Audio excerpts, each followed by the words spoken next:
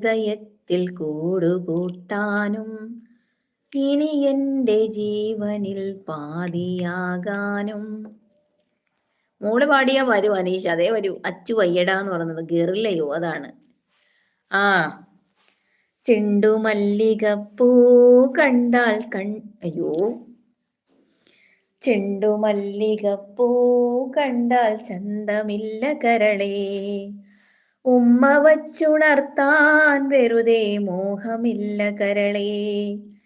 ചെണ്ടുമല്ലികപ്പൂ കണ്ടാൽ ചന്തമില്ല കരളേ, ഉമ്മ വച്ചുണർത്താൻ വെറുതെ മോഹമില്ല കരളേ.